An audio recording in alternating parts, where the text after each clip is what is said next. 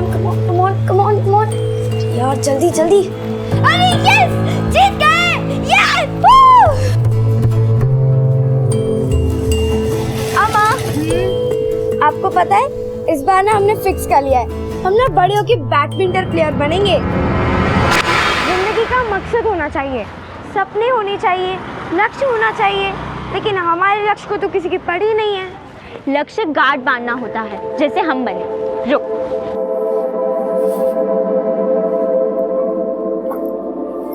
देख हमारा प्लान। 2016 में मैट्रिक, फिर 2018 में HSC, फिर कॉल सेंटर का जॉब और साथ साथ ग्रेजुएशन और सिविल सर्विस का एग्जाम। फिर 2022 में हम IPS ऑफिसर।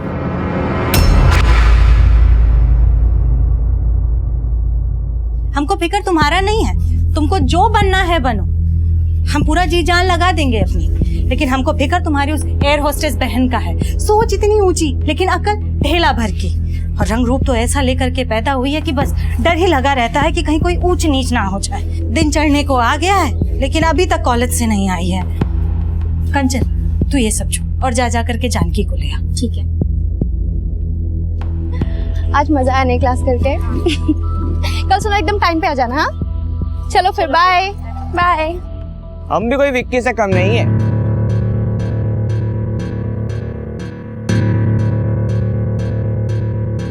अगर आज तुम इसे बाइक पे बैठा लिए तो 500 हम देंगे, और ना बैठा पाए तो हम तुमसे 500 लेंगे। इस पे चांस तो मानना ही है, लगे हाथ तुमसे भी 500 कमा लेंगे। भैया गोमती नगर चलोगे? अरे कहाँ इतने महंगाई के जमाने में पैसा खर्च करती हो? आओ बैठो पीछे, हम छोड़ देते हैं तुम्हें। नो थैंक्स, हम चले जाएंगे। अभी सिर्फ थप्पड़ मारा है, अगली बार ऐसा किया तो जेल भेज देंगे, समझे? चलो दीदी।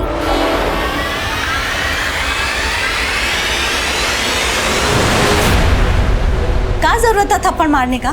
तुमको पता है कीचड़ पे पत्थर मारो तो खुद पर भी कीचड़ लगता है। वीरता दिखाने का जरूरत नहीं था।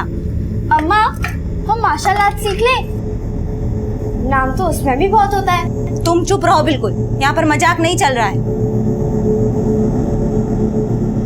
हम सोच लिए हैं कि हमको क्या करना है। क्या सोच लिया अम्मा? बुलाकीपुर से जानकी के लिए रिश्ता आया है, हम लड़का देख आएंगे। एक बार इसकी शादी हो जाएगी ना तो ये रोज उसका तमाशा खत्म हो जाएगा। पर अम्मा, हम बोले तो थे हमको शादी नहीं करना, हमको एयर होस्टेस बनना है। जानकी बेटा, तुमको जो भी बनना है ना शादी के बाद बन जाना, वो लोग बड़े खुले विचारों के हैं। पर एयर होस्टेस बनकर हम ससुराल वालों के लिए नहीं, आप सबके लिए कुछ करना चाहते हैं। अपने एम्बिशंस के साथ साथ आपके लिए, प्रिया और कंचन के लिए भी कुछ करना चाहते हैं। बेटा, हम तुम्हारी भावनाओं को समझते हैं, लेकिन तुम भी तो हमको समझो। हमको शादी नहीं करनी तो नहीं करनी, बस। जानकी, मेरी जानकी, हमारी बात तो सुनो। जानकी, जानकी,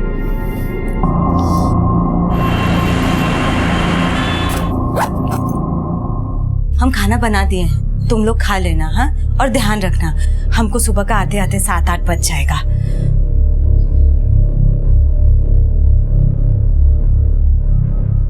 अम्मा, तुम जानकी दीदी का टेंशन मत लो, हम समझाएंगे उनको। हम जानते हैं, तुम भी तो हमारी सूत्रधार हो। मंजली जो है, और मैथमेटिक्स का रूल है कि बिना केंद्र के परिधि नहीं खींच सकती।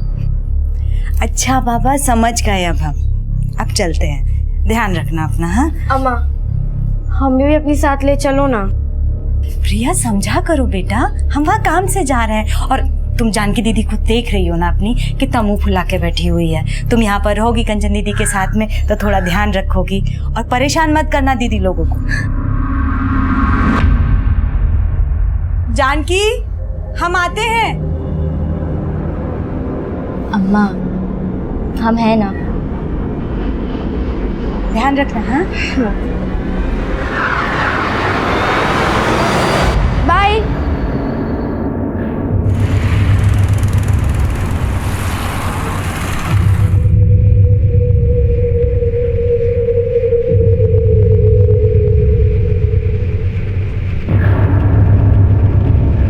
बुलाकीपुर से जानकी के लिए रिश्ता आया है, हम लड़का देख आएंगे। एक बार इसकी शादी हो जाएगी ना तो ये रोज उसका तमाशा खत्म हो जाएगा। जानकी बेटा, तुमको जो भी बनना है ना शादी के बाद बन जाना, वो लोग बड़े खुले विचारों के हैं।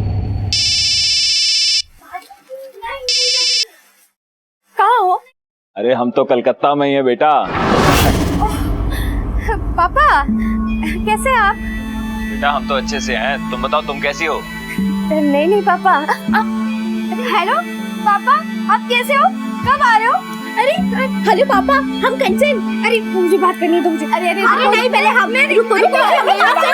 अरे बेटा झगड़ो मत, हम सबसे बात करेंगे। अरे ये तो बताओ पहले तुम्हारी अम्मा कहाँ है? अम्मा तो बुलाकीपुर गई हैं, सुबह आएंगी। तुम सब लोग घर में अकेले हो?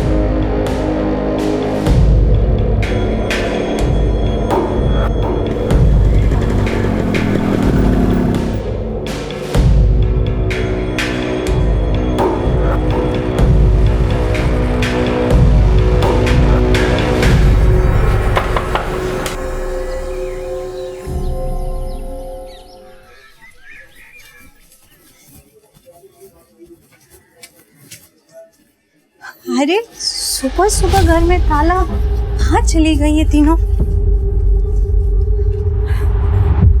आरती बेटा, अरे तुमने जानकी, कंचन या प्रिया को कहीं देखा?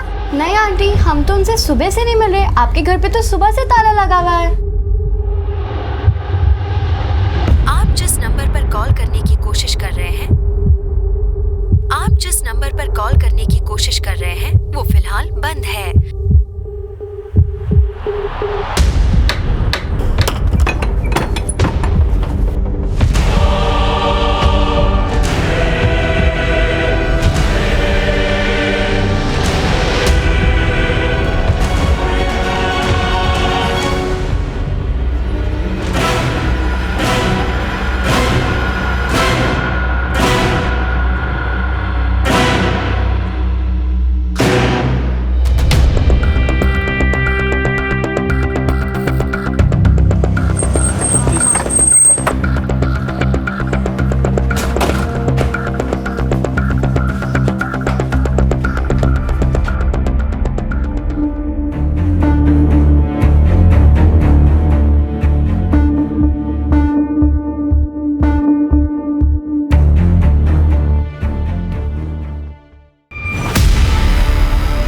सर दोनों बच्चों को बड़ी बेरहमी से मारा गया, शायद लगातार चाकू से वार किए गए। सर ये घर संध्या यादव का है, जिसने पिछले साल वार्ड काउंसिल का चुनाव लड़ा था। संध्या ये घर में अपनी 3 बेटियों के साथ रहती है और उसका पति कोलकाता में जॉब करता है। कल रात को संध्या घर पे नहीं थी और तीनों बेटियां अकेली थी। लेकिन अब संध्या कहाँ है और उसकी तीसरी बेटी? सब बच्चियों की लाश देखने के बाद इनकी मां संध्या बेहोश हो गई थी। पड़ोसी उसे हॉस्पिटल लेकर गए हैं। संध्या जब सुबह घर पे आई तो घर पे ताला लगा हुआ था और उसकी तीसरी बेटी जानकी गायब थी। उसका फोन भी बंद था। सर जानकी तीनों बहनों में सबसे बड़ी है। पता करवाओ कि इन तीनों लड़कियों की माँ संध्या कैसी, और पड़ोसियों से पूछताछ करो क्या किसी के पास संध्या के पति का नंबर है? सर संध्या के पति का नंबर मिल गया है और उससे पड़ोसी ने ऑलरेडी फोन कर दिया है।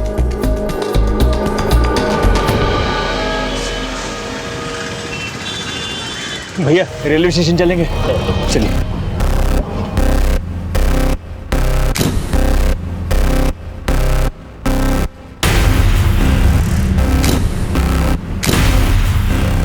अब साहब बोलना तो नहीं चाहिए, लेकिन प्रिया और कंचन की बड़ी बहन थोड़ा भटक गई थी। मतलब? उसकी कई लड़कों से दोस्ती थी और तो और माँ की गैरहाजिरी में कई लड़कों का आना जाना लगा रहता था।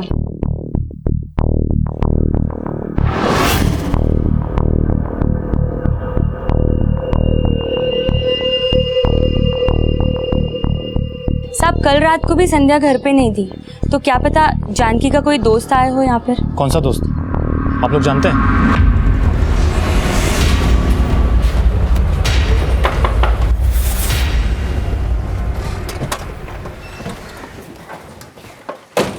अगर जानकी की वाकई किसी लड़के के साथ दोस्ती थी तो ऐसा हो सकता है कि उसकी बहनों ने उसे यहाँ किसी लड़के के साथ देख लिया और कुछ ऐसा हुआ कि दोनों बहनों का मर्डर हो गया। साहब जानकी ऐसी नहीं थी जैसा वो लोग बोल रहे। उसको तो खुद लड़का लोग परेशान करता था। उसका किसी लड़के के साथ कोई दोस्ती नहीं था साहब। कौन लड़के छेड़ते थे? कोई एक नहीं था साहब। बेचारी का कॉलेज आना जाना मुश्किल हो रखा था। कल तो जानकी और कंचन का एक लड़के के साथ झगड़ा भी हुआ था। वो लड़का कौन था? ये तो वही लोग जानते थे साहब। आपने कहा कि कुछ लड़के जानकी को परेशान करते थे, फिर भी आप अपनी लड़कियों को अकेला छोड़कर कल रात बाहर चली गई। इन्हीं सब बातों की वजह से तो हम जानकी की शादी जल्द से जल्द कर देना चाहते थे। इसीलिए हम मुलाकीपुर गए थे जानकी के लिए लड़का देखने। हम भी यही सोच रहे कि हम क्यों गए अपनी बच्चियों को अकेला छोड़ के। अच्छा, हमें पता चला है कि आपने पिछले साल वार्ड काउंसिल का इलेक्शन लड़ा था। आपका किसी के साथ कोई इशू था? हमारा मतलब है कि इन लड़कों के अलावा आपको किसी और पे शक है? साहब वो चुनाव हम हार गए थे। एक हारे हुए उम्मीदवार से किसी का क्या दुश्मनी होगा साहब। हमारी जानकी को ढूंढ दीजिए साहब। हमको बहुत डर लग रहा है साहब। पता नहीं हमारी बच्ची के साथ।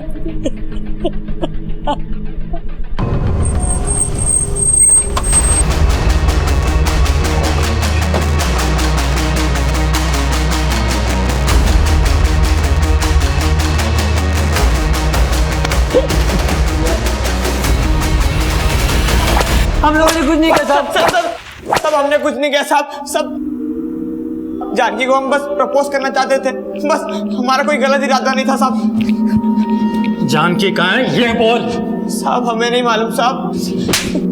साहब जानकी को गायब करके उसकी दोनों बहनों को मारा है ना तुम लोगों ने? वो विक्की ने कांड किया होगा साहब। ये विक्की कौन है?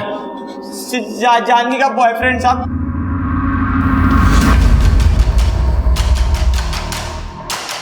पुलिस अब भी जानकी का पता लगाने में सफल नहीं हो पाई थी। शक के दायरे में आए उन तीनों लड़कों को लगातार रिमांड में लिया जा रहा था और इस बीच जानकी के कॉल रिकॉर्ड सामने आए।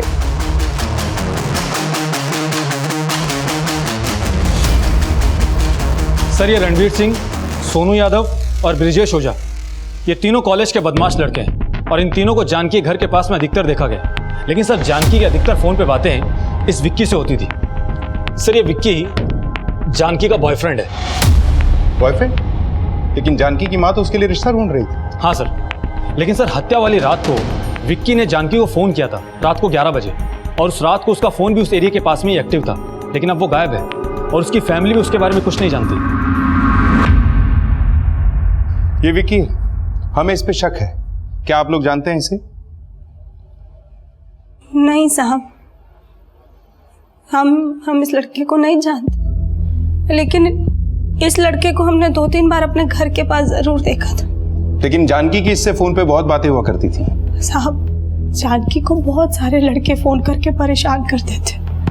देखिए, हमने कॉलेज से पता किया है जानकी का इस लड़के के साथ अफेयर था और आप जानकी की शादी कहीं और करवाना चाहती थी। क्या जानकी इस रिश्ते से खुश थी? दरअसल साहब, जानकी एयर होस्टेस बनना चाहती थी। उसका किसी लड़के के साथ कोई चक्कर नहीं था। साहब, ये अफेयर का बातें करके आप हमारी बेटी को बदनाम मत कीजिए। देखिए मिस्टर अजीत, जो हमें पता चला है हम बस उसे कंफर्म कर रहे हैं। वैसे जिस रात ये सब हुआ उस रात आपके नंबर से भी जानकी को कॉल गया था। जी हाँ, हमारा बात हुआ था। कंचन, प्रिया, जानकी सबसे बात हुआ था। लेकिन हमें बिल्कुल भी एहसास नहीं था कि उस रात को उनके साथ इतना बुरा हो जाएगा।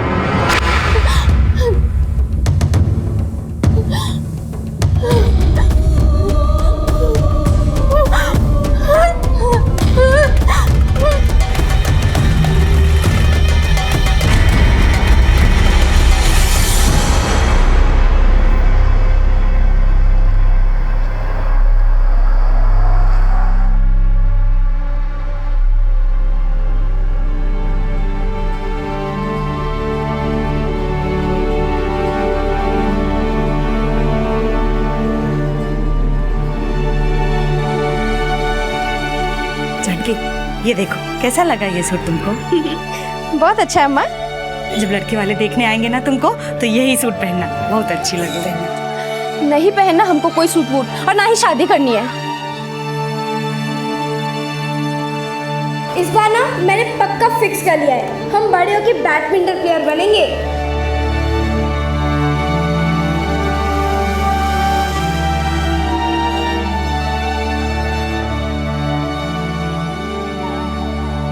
जानकी के गायब होने का रहस्य अब विक्की के गायब होने से भी जोड़कर देखा जा रहा था और मोहल्ले के उन लड़कों से भी सख्ती से पूछताछ की जा रही थी जिनका कंचन से झगड़ा हुआ था, लेकिन उनसे भी जानकी का कोई क्लू नहीं मिला।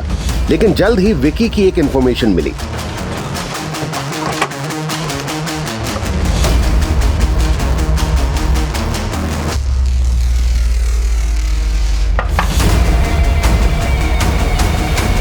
जानकी कहाँ है?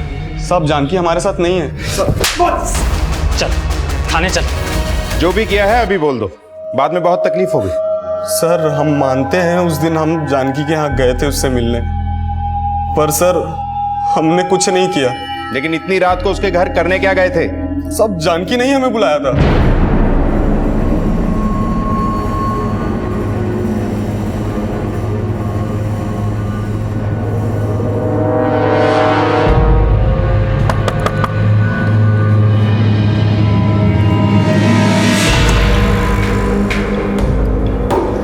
चलो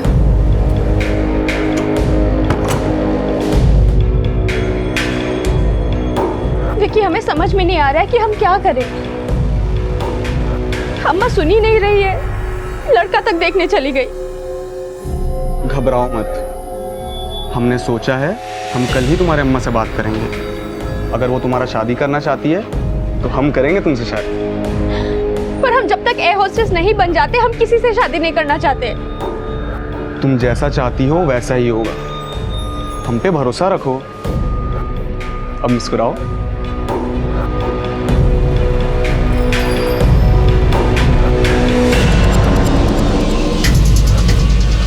दीदी दीदी तुमको शर्म आनी चाहिए, तुमने अम्मा का भरोसा तोड़ा है।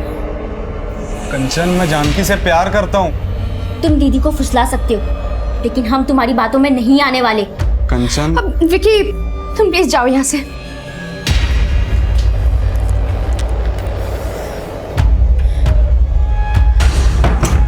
सर उसके बाद हम वहां से चले गए थे, फिर वहां क्या हुआ हमें नहीं पता, पर हमने कुछ नहीं किया। कुछ नहीं किया तो वहां से भागे क्यों? अब जब सुबह हमें ये सब का पता चला तो हम बहुत डर गए थे, पर हमने कुछ नहीं किया साहब। ये ऐसे नहीं बोलेगा, उगलवाओ इससे।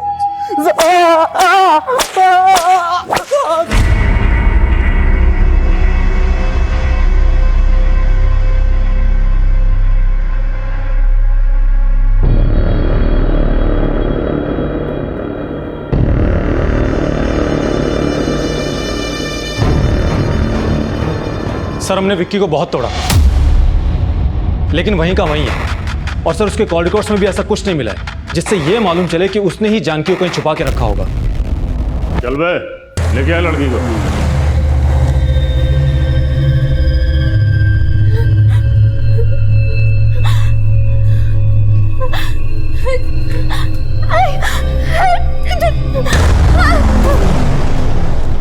विशाल, ना सोनू, रणवीर और ब्रिजेश ने कुछ उगला, ना ये विक्की कुछ उगल रहा है। लेकिन एक बात हमें शुरू से खटक रही है, इस घर में 2 बच्चियों का रेप हुआ, मर्डर हुआ, तीसरी को शायद अगवा कर लिया गया, पर किसी भी पड़ोसी ने ना कुछ सुना ना कुछ देखा। कोई ना कोई जरूर कुछ ना कुछ छुपा रहा है। मिश्रा, मुझे लगता है हमें स्निफर डॉग्स की मदद लेनी चाहिए। अपराधी शायद इसी एरिया का है। सर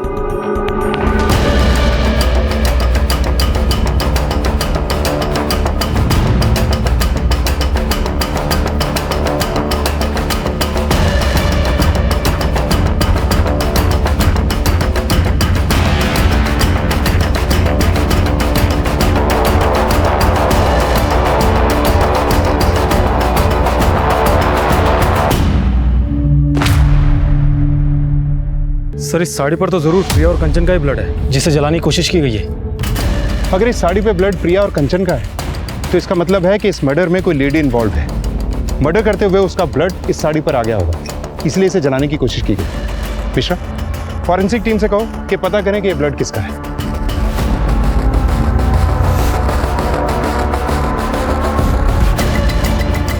सर आसपास कुछ नहीं मिला, लेकिन पता चला है ये प्लॉट केदार शर्मा का है।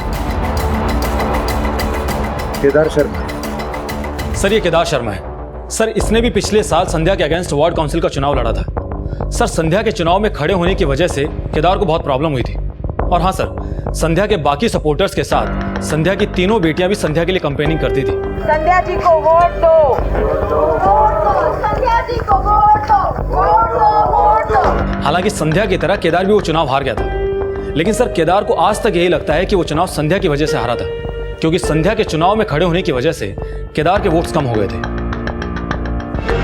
साहब, जब हमने चुनाव के लिए नामांकन पत्र भरा था तो केदार शर्मा ने हमें चुनाव में ना खड़ा होने की धमकी दी थी, लेकिन हमारे साथ साथ वो भी चुनाव हार गया था, इसलिए हमें कभी उस पर शक नहीं हुआ। लेकिन आपको उसके खिलाफ कुछ मिला है क्या? जी, उसके प्लॉट से हमें ये अजली साड़ी मिली और इस पे ये जो खून है ना, ये प्रिया और कंचन के ब्लड से मैच करता है। इसका मतलब उसी ने हमारी दोनों बेटियों को मारा? साहब, उसी ने जानकी को ही छुपा के रखा होगा। आप उसे छोड़ना मत, सब उससे पूछिए कि जानकी कहाँ है। देखिए साहब, जानकी कहाँ है हमें नहीं पता, हमने कुछ नहीं किया है। अगर कुछ नहीं किया तो उन बच्चियों के खून से लथपथ साड़ी आपके प्लॉट में कैसे जलाएगी? अपनी पत्नी को भेजा था उनको मारने के लिए। कैसी बात कर रहे हो साहब, हमारा प्लॉट तो खुला है, कोई चार दीवारी भी नहीं है। जरूर कोई फंसाने की कोशिश कर रहा है हमको, इससे हमारा कोई लेना देना नहीं है। आप पहचानती हैं ये साड़ी किसकी? साहब, हमको कुछ समझ में नहीं आ रहा, आप बस हमारी जानकी को ढूंढ दीजिए। अब हमारी जानकी को ढूंढ दीजिए। सर प्रिया और कंचन की पोस्टमार्टम रिपोर्ट। सर रिपोर्ट के मुताबिक प्रिया और कंचन की हत्या ही नहीं हुई, उन दोनों के साथ में रेप भी हुआ था। रेप? इतनी छोटी बच्चियों के साथ रेप? क्राइम सीन पे इन बच्चियों के अलावा किसी और का ब्लड मिला? नहीं सर, और सर जानकी के बारे में भी अब तक कुछ पता नहीं चला है। और सर ब्रिजेश, सोनू, विक्की, रणवीर ये भी अपने बयान पर अब तक कायम है। सर अब तक जो कुछ भी सामने आया है उससे ये तो साफ है कि जानकी अपनी मर्जी से गायब नहीं हुई है, उसे पर्पसली गायब किया गया है। दो लड़कियों का रेप करने के बाद मर्डर किया गया है, तीसरी को शायद किडनैप किया गया है। मुझे नहीं लगता ये काम अकेले विक्की का है। हो सकता है विक्की ने इस काम में किसी की मदद ली, या फिर वो तीनों लड़के इसमें इन्वॉल्व हो। ये काम केदार के इशारे पे भी हो सकता है। सबका डीएनए टेस्ट करवाओ और ये भी पता लगाओ कि केदार ने ये काम किससे करवाया है। और हाँ, संध्या के इलेक्शन में कुछ मेल सपोर्टर्स ने उसकी हेल्प की थी। हो सकता है इनमें से किसी की बुरी नजर संध्या की बेटियों पर हो। सबको इन्वेस्टिगेट करो, एक को भी नहीं छोड़ना। सर। विकी समेत जानकी के कॉलेज और मोहल्ले के सभी लड़कों से लगातार सख्ती से पूछताछ की जा रही थी और शक के आधार पे सबके डीएनए लिए जा रहे थे और उन्हें भी शक की नजर से देखा जा रहा था, जो वार्ड काउंसिल इलेक्शन में संध्या के लिए कैंपेन कर रहे थे। साहब, संध्या की बेटियों को तो अपनी बेटियों की तरह समझता था मैं। और संध्या जी को? कैसी बातें कर रहे हैं साहब, संध्या जी तो हमारी नेता थी। हम तो चाहते थे कि संध्या जी चुनाव जीते और हमारे क्षेत्र का विकास हो, इसके अलावा कोई सरोकार नहीं था हमारा। लेकिन हम तो कुछ और ही सुने। सर शायद आपको कोई गलतफहमी हुई है। सच बोलेगा यही मारना शुरू करूं? बहुत। हम आपको सब सच बताते हैं साहब। हम मानते हैं हमसे गलती हो गई, जो हमने संध्या जी पे गलत नजर डाली, लेकिन हमने कभी किसी का कत्ल नहीं किया था।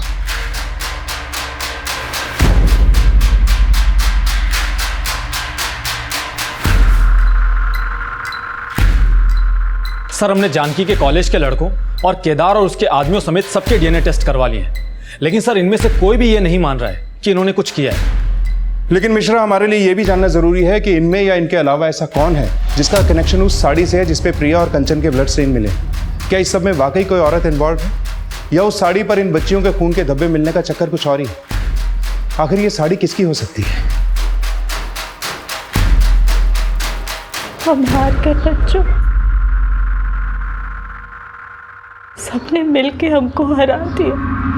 फिक्र मत करो अम्मा, अगली बार हम जरूर जीत जाएंगे। हमको अपने हार और जीत का कोई फिक्र नहीं है बेटा।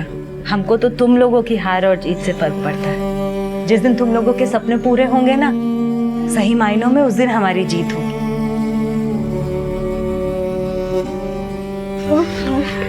अब तुम्हारे पछताने से हमारी बेटियां वापस नहीं आ जाएंगी। हम उन्हें तुम्हारे भरोसे छोड़कर गए थे और आज तुम्हारी लापरवाही के कारण हमारी बच्चियां। लापरवाही? हमारी लापरवाही? हाँ, दोष सिर्फ हमारा नहीं, आपका भी है। बच्चियों को पैदा करके छोड़ गए थे आप इस नरक में। 2000 रुपए भेजते थे तो सोच रहे थे कि बाप होने का फर्ज निभा रहे। कभी जानने की कोशिश की?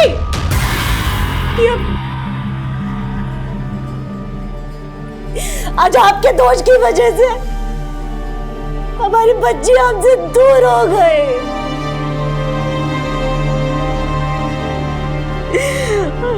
हमारी दुनिया लुट गई।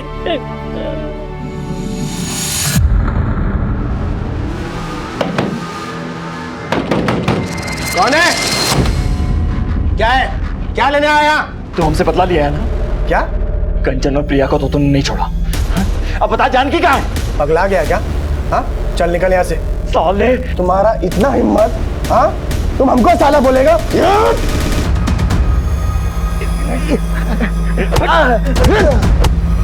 अरे अरे क्या कर रहे हो? लेके जा इसको, वरना साला इसके साथ साथ तुमको भी ना इस मोहल्ले से बाहर भिगवा देंगे, समझी?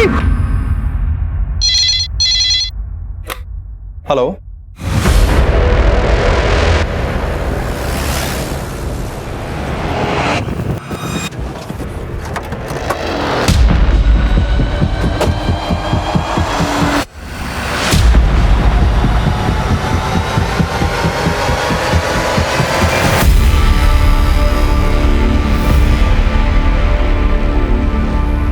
सर, जानकी की बॉडी पर एक भी कपड़ा नहीं है। कहीं जानकी के साथ भी तो रेप नहीं किया गया? हो सकता है मिश्रा, ये जगह जानकी के घर से करीब 25-26 किलोमीटर दूर है। प्रिया और कंचन के मर्डर के बाद इसे किडनैप करके कहीं रखा गया होगा और इसकी बॉडी को डंप करने के लिए किसी व्हीकल का इस्तेमाल जरूर हुआ होगा। आसपास के एरिया में पूछताछ करो, कोई ना कोई लीड जरूर मिलेगी। और जानकी के घर वालों को इन्फॉर्म कर दो, बॉडी को पोस्टमार्टम के लिए भिजवा। सर,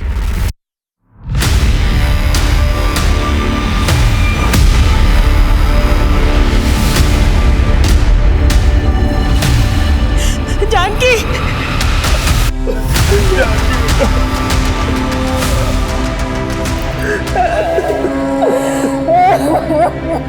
अब हम समुद्र से 35,000 फीट ऊपर उड़ रहे हैं। दीदी, मैंने कुर्सी की पेटी बांध रखी है और प्लेन के उड़ने के बाद आप अपनी पेटी खोल सकते हैं। मैंने पेटी खोल दी। मैंने भी। अरे खोल दी है तो मुझे क्यों देख रहे हो? खिड़की से बाहर देखो, क्या दिख रहा है? ठंडे ठंडे बादल। दिल कर रहा है खिड़की तोड़ के बादल के साथ उड़ूं। अरे अरे, ऐसा मत करो, नहीं तो प्लेन क्रैश हो जाएगा। क्या हुआ? प्लेन क्रैश हो गया।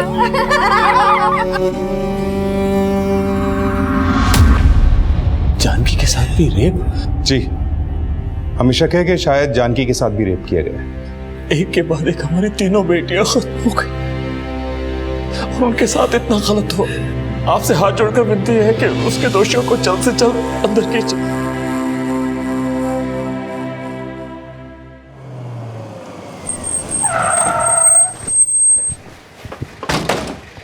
सर, आपको ऐसा नहीं लगता कि अजीत हमसे कुछ छिपा रहा है? लेकिन ऐसा है क्या जो वो हमसे छुपाएगा? सर एक बात पता चली है। अजीत का अपने इलाके में रहने वाले दीनानाथ नाम के आदमी के साथ झगड़ा हुआ था। दोनों के बीच में बहुत मारपीट हुई। सर, ये अजीत दीनानाथ के साथ इसलिए झगड़ा कर रहा था क्योंकि उसे दीनानाथ पे शक था कि दीनानाथ ने ही उसकी बच्चियों का रेप और मर्डर किया है। सिर्फ झगड़े के वक्त अजीत की बीवी संध्या भी वहां मौजूद थी। क्या इन्हें शक था कि दीनानाथ ने इनकी बेटियों का रेप और मर्डर किया? ताज्जुब की बात है। एक तरफ तो ये हमसे कहते हैं कि हमारी बेटियों को इंसाफ दिलाओ, और दूसरी तरफ ये हमसे ये बात छुपाते हैं कि इन्हें किसी दीनानाथ पे शक है। इस दीनानाथ और दोनों पति पत्नी के बारे में सब कुछ पता करो। सर, पुलिस अब दीनानाथ और अजीत के उस राज का पता लगा रही थी जो जल्द ही इस केस में कई और एंगल्स खड़ा करने वाला था और जो अजीत की भूमिका पे भी प्रश्न चिन्ह खड़ा करने वाला था।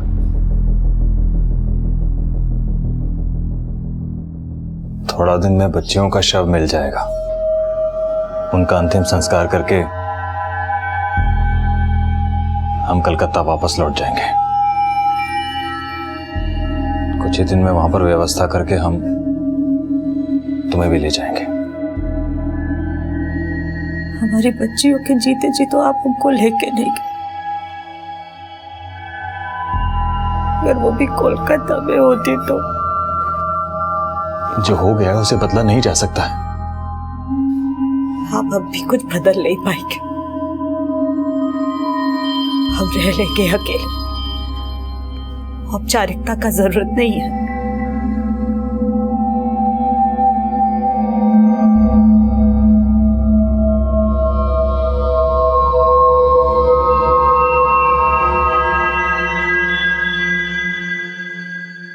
सर, संध्या के पति अजीत के बारे में कोलकाता पुलिस ने एक इन्फॉर्मेशन दी है।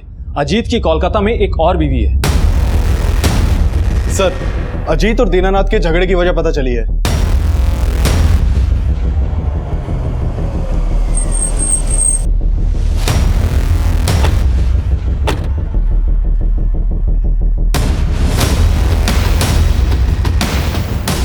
साहब, जिस इंसान का खुद का कोई चरित्र नहीं होता, वो किसी शरीफ इंसान के चरित्र पे उंगली कैसे उठा सकता है? अरे उस इंसान ने 10 साल पहले हमारी बहन के आबरू के ऊपर हाथ डाला था।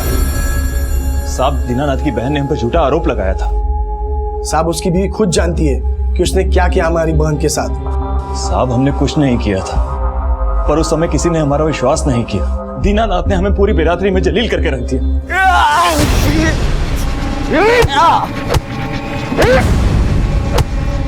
साहब, वो बहुत ताकतवर इंसान है। हम उसके सामने बहुत गिड़गिड़ाए कि भाई हमारे परिवार को यहाँ रहने दो, हम यहाँ से छोड़कर चले जाएंगे।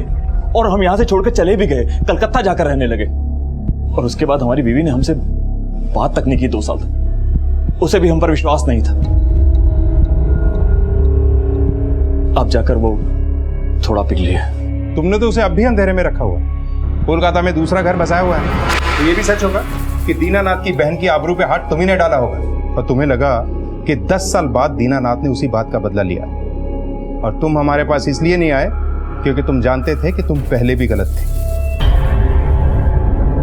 साहब, अगर हमने कुछ किया होता तो यहाँ के लोग चुप थोड़ी ना रहते। लेकिन हमने तो सुना है कि यहाँ के लोग तुमसे डरते भी हैं। हो सकता है इसलिए चुप बैठे हो। लेकिन हमने कुछ नहीं किया साहब। तुमने कुछ किया है या नहीं किया, ये पता लगाने का काम हमारा है। फिलहाल तो हमें तुम्हारा डीएनए टेस्ट करवाना है। साहब, हम जानते थे अजीत जी गलत है और हमें यह भी आभास हो गया था कि वो कोलकाता जाकर हम सबको भूल गए। हमें ये नहीं पता था कि उन्होंने वहां जाकर अपनी नई दुनिया बसा ली। अब हमें किसी से कोई लेना देना नहीं है सर।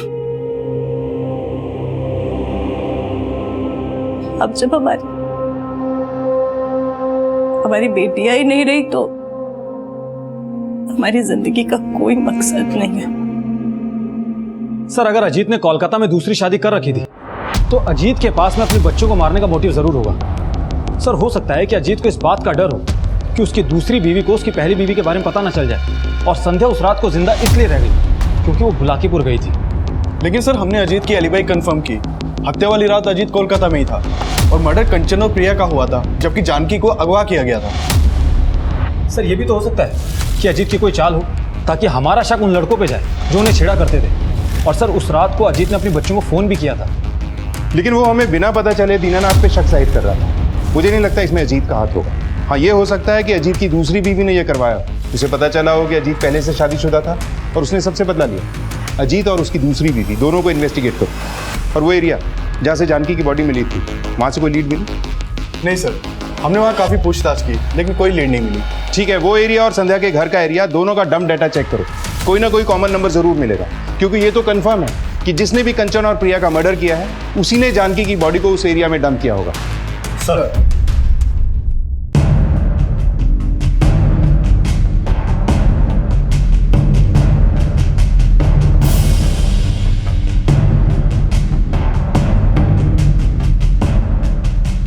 संध्या की तीनों बेटियों समेत क्या वाकई कोशिश संध्या को मारने की भी हुई थी या हत्यारे का मकसद सिर्फ उसकी बेटियों को छीन लेना था? इस केस में लगातार कई थ्योरी सामने आ रही थी और इस बीच जानकी की पोस्टमार्टम रिपोर्ट सामने आई। सर, जानकी की पोस्टमार्टम रिपोर्ट।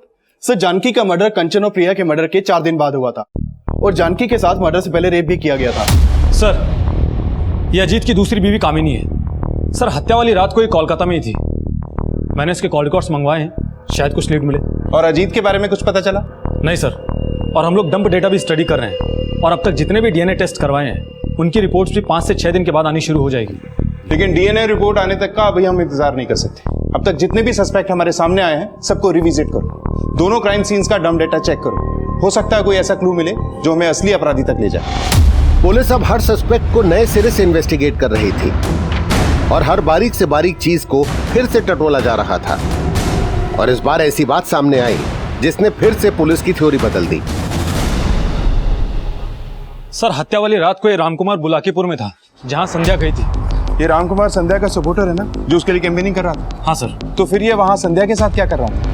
संध्या जी बुलाकीपुर में जो लड़का देखने गई थी जानकी के लिए, उस लड़के के बारे में हमने ही बताया था। लेकिन आप संध्या जी के साथ लड़के वालों के नहीं गए? मैं गया था साहब, बस थोड़ी देरी से पहुंचा था, बाद में मिला था मैं संध्या जी को। संध्या जी लड़के वालों के यहाँ से 7 बजे निकली थी और बुलाकीपुर में अपनी सहेली के घर 11 बजे पहुंची। और ये 7 से 11 बजे तक आप दोनों साथ में थे, ये हमने पता कर लिया। और जिस तरह से आप लोग मिल रहे थे उससे हमें यह भी पता लग गया है कि आपका अफेयर चल रहा था संध्या जी के साथ। ये तो सीसीटीवी दिखा दे कि आप और संध्या जी कहाँ गए थे बुलाकीपुर में। साहब, माना कि हमारा पति हमेशा से बेवफा था, लेकिन हमने उसके साथ बेवफाई करने की कभी सोची भी नहीं। बस राजकुमार जी से विचार मिल गए तो हमें लगा कि हमें कोई संभालने वाला मिल गया। और आपकी बेटियों को आपके इस अफेयर के बारे में पता लग गया था, इसलिए आपने अपनी बेटियों को। साहब, बेटी थी वो हमारी, जान से ज्यादा चाहते थे हम उनको, और आप हम पर इतना घटिया आरोप लगा रहे। हमारा विश्वास कीजिए साहब, हमारा और संध्या जी के संबंध का उनकी लड़कियों की हत्याओं से कोई लेना देना नहीं है। सर, रामकुमार से मुलाकात कैसे हुई आपकी? हमने चुनाव लड़ा था, उसमें उन्होंने हमारा बहुत सहयोग किया था, तो बस वहीं पर मुलाकात हुई थी। सर, संध्या की बेटियों का मर्डर ही नहीं, उनके साथ में रेप भी हुआ है। आपको क्या लगता है, क्या संध्या किसी भी वजह से अपनी बच्चों के साथ में ऐसा करवा सकती है? हो सकता है इसमें रामकुमार का कोई मकसद हो। लेकिन सर, रामकुमार के खिलाफ तो कुछ नहीं मिला अभी तक। ईशा, ये रामकुमार भी शादीशुदा है ना? हाँ सर।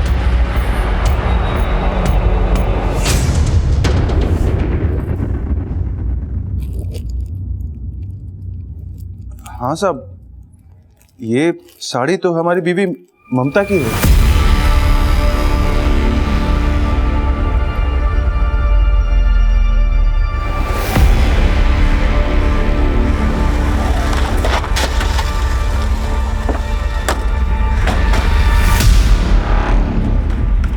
कहाँ लेके जा रहे हैं हमको? छोड़िए हमको, छोड़िए।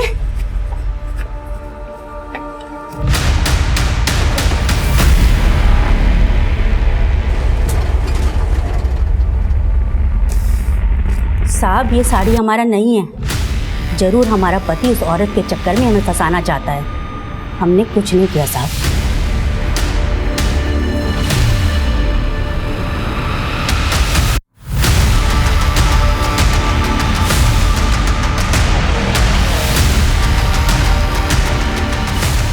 सर, ममता के पास तो फोन नहीं है और मैंने ममता के बेटे राजीव के कॉल रिकॉर्ड चेक किए, उसमें कुछ भी सस्पिशियस नहीं मिला।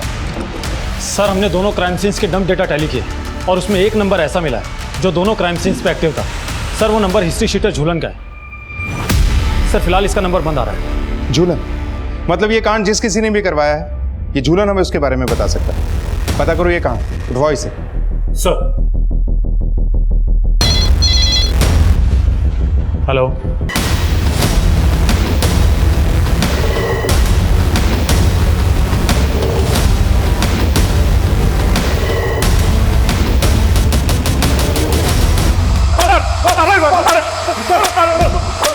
यादव, बोल, किसके कहने पे किया ये सब? मैंने कुछ नहीं किया साहब, हमको मम्मी बोली थी तुम करने को। हाँ, हम मारे उस संध्या की बेटियों को। सिर्फ मारा ही नहीं, उनका रेप भी करवाया।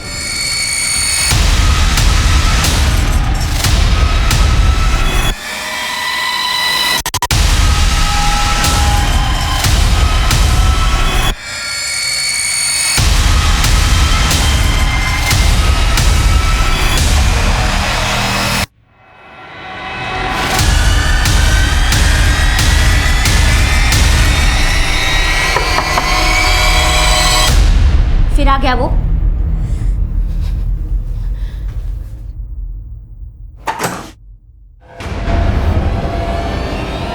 काट के रख दो। चलो कपड़े खोलो।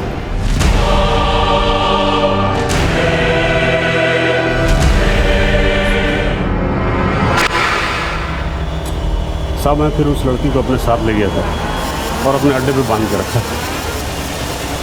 साहब उन लोगों ने जब मुझे बाकी के पैसे दे दिए तो मैंने उस लड़की को मार के फेंक दिया साहब।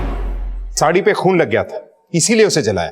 हाँ, झूलन जानकी को लेकर गया था और अगर उसका बॉडी मिल जाता तो हम न फंसे, इसलिए हमने जानबूझकर वो साड़ी केदार की जमीन पर जलाया ताकि उसका बॉडी आपको मिले और शक केदार पर ही जाए। कैसी औरत हो तुम? सिर्फ संध्या से बदला लेने के लिए तुम इस हद तक गिर गई कि उन 3 मासूमों को। हाँ, हम किए हैं सब, चाहे हमको जिंदगी भर यहाँ सड़ना पड़े, लेकिन हमको एक तसल्ली है कि चैन तो संध्या को भी नहीं मिलेगा।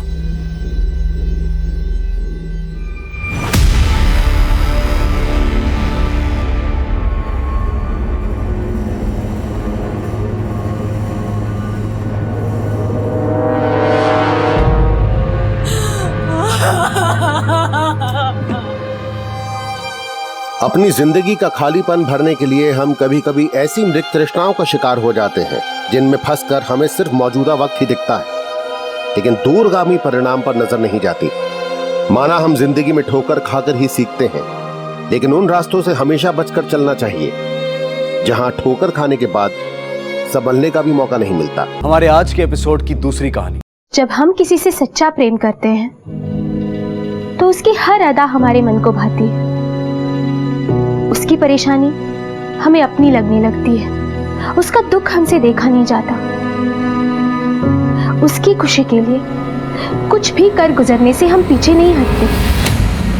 नफरत का एक अपना दायरा होता है, लेकिन प्रेम असीम है, और यही असीम जज्बा ना जाने इंसान से क्या क्या करवा दे।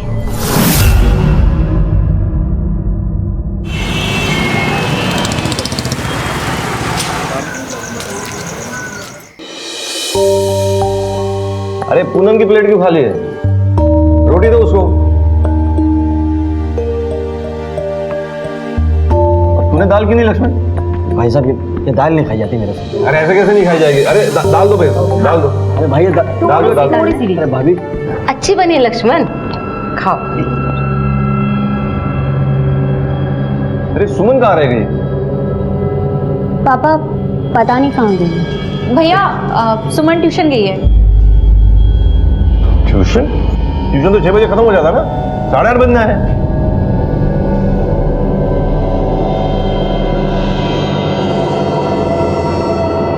अरे कहाँ रह गई थी तू?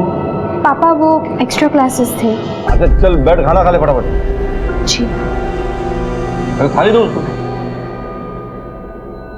भाई वो जो अपनी गांव वाली जमीन है ना, उसकी कल सुनवाई है कोर्ट में, और ये जो राम चाचा के लड़के हैं ना, जमीन हड़प के रहेंगे, लेकिन भाई हम भी किसी हालत में नहीं छोड़ेंगे।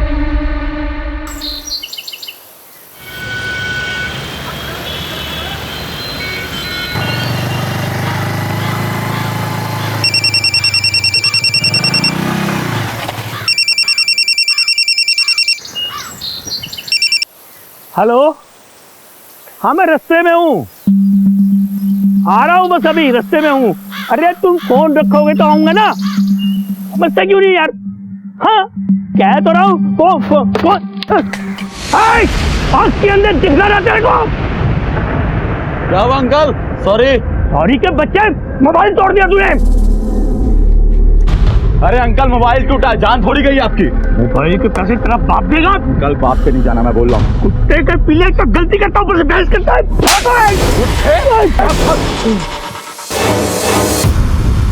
ए बुड्ढे, अगर तूने किसी को मुंह खोला ना तो तुझे भी यही करूंगा। Hello police. डॉक्टर जी।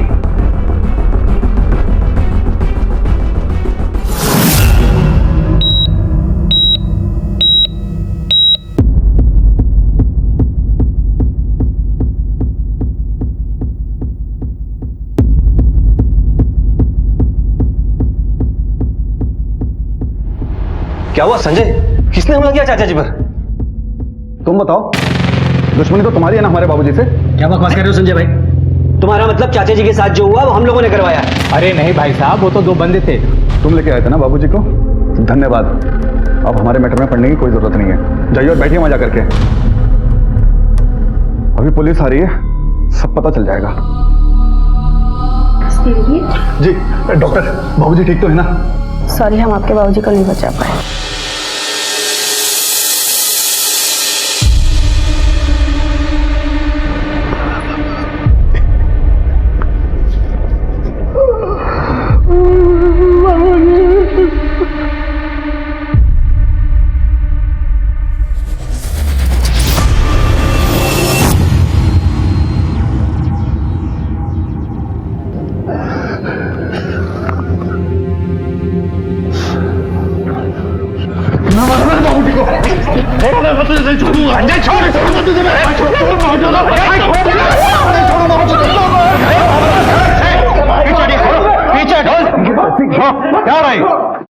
साहब इन दोनों भाइयों की वजह से हुआ है साहब।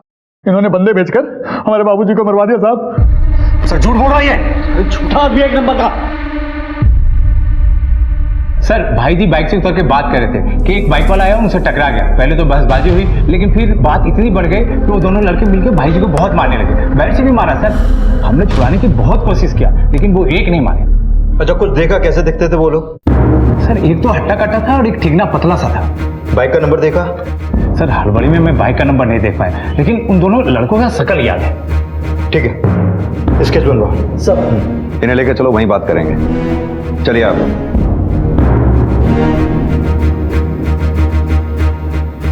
एक मिनट सर। रोड रेज की वारदात लग रही है सर। सड़क पर आजकल ऐसे झगड़े आम हैं। ये इनके चचेरे भाई, इनका कहना है कोई बदले की कार्रवाई हुई। एनीवेज, बॉडी को पोस्टमार्टम के लिए भेजो और एक टीम क्राइम लोकेशन पे भेजो। आसपास अगर सीसीटीवी हो तो फुटेज चेक कर लेना। तब तक इनकी फैमिली का माहौल देखते हैं, ये वाकई रोड रेज का मामला है या फिर किसी ने कोई खेल खेला।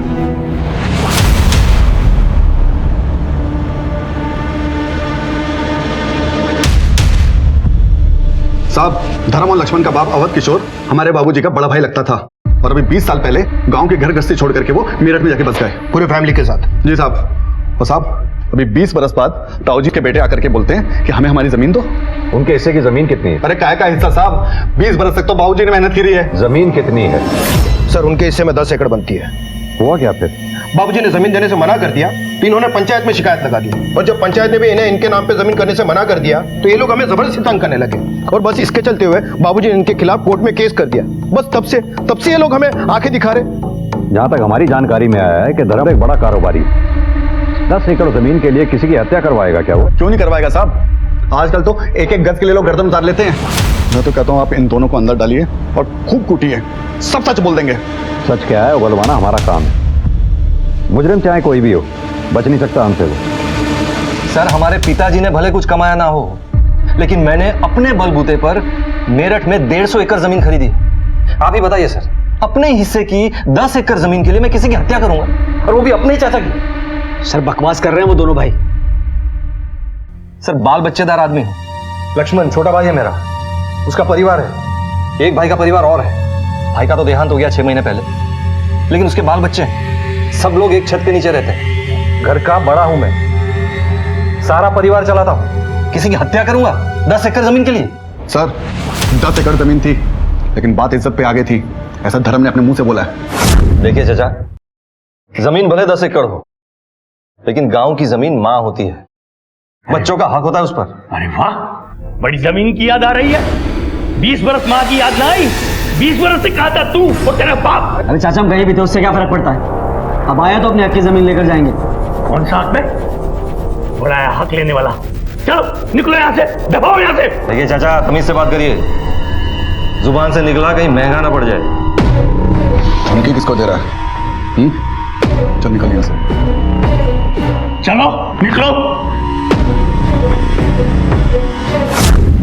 सर धर्म और लक्ष्मण दोनों घर पर आकर धमकी देकर गए थे। धमकी? पापा ने कोई धमकी नहीं दी थी, बस उनकी बदतमीजी का जवाब दिया था। सुमन ठीक कह रही है सर, मैंने चाचा जी को सिर्फ इतना बोला था कि आप ऐसा मत बोलो। जुबान की चोट चाबुक से ज्यादा लगती है। जिस वक्त ये कांड हुआ तब आप कहाँ थे? सर तारीख थी कोर्ट में। उसी जमीन वाली केस की। हम दोनों वही थे। आपको यकीन नहीं तो आप वकील साहब से पूछताछ कर सकते हैं। सही कह रहा था मनपा, कोर्ट की डेट थी उनकी। इधर रामकिशोर और उनके बेटे अजय संजय का इंतजार चल रहा था। तभी अचानक खबर आई कि रामकिशोर का एक्सीडेंट हो गया। फिर जज साहब ने अगली डेट दी। मतलब लक्ष्मण और धर्म दोनों कोर्ट में ही थे? जी हाँ, सुबह 9 बजे से यही कहीं 11 बजे तक कोर्ट में ही थे। थैंक यू वकील साहब। सर अगर धर्म और लक्ष्मण यहीं पर थे तो फिर साफ है कि हत्या करवाई गई है। उधर सीसीटीवी फुटेज में कुछ मिला? सर हमारी टीम पूरे रूट को देख रही है, कुछ ना कुछ तो मिल ही जाएगा। और उनके स्केच का क्या हुआ? सर वो फाइनल बनने ही वाला था, थाने चलकर देख सकते हैं। या तो विटनेस की स्टेटमेंट के मुताबिक लड़कों के हाथ में क्रिकेट बैट थे। पता करो आसपास कोई मैदान है क्या? Okay sir. और हाँ, मुझे लगता है इस लक्ष्मण से अलग से मिलना पड़ेगा। सर वो ज़्यादा बोलता नहीं है। कभी कभी खामोशी भी बहुत कुछ कह देती है। अरे दिव्या सुनो तो। अरे क्या जीजी बोल लड़का कौन बोलो? क्या चल रहा है? कौन है तू? नमस्ते, टिट्टू नाम है हमारा, त्रिलोक गुप्ता, बीएससी। तू बीएससी है या एमएससी?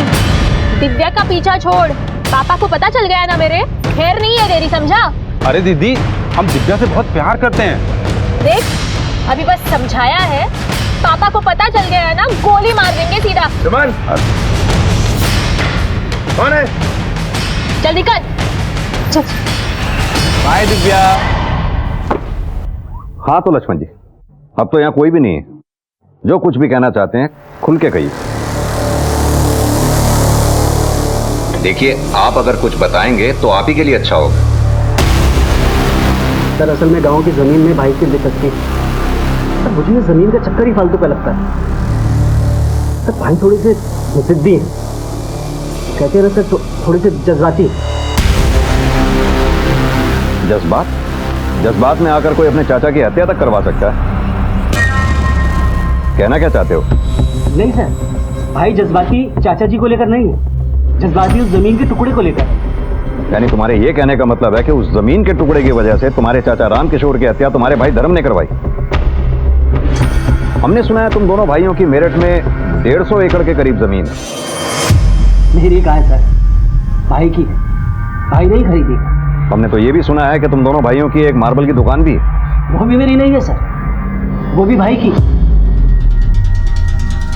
यानी कि तुम ये कहना चाहते हो कि तुम्हारे चाचा की हत्या धर्म ने करवाई?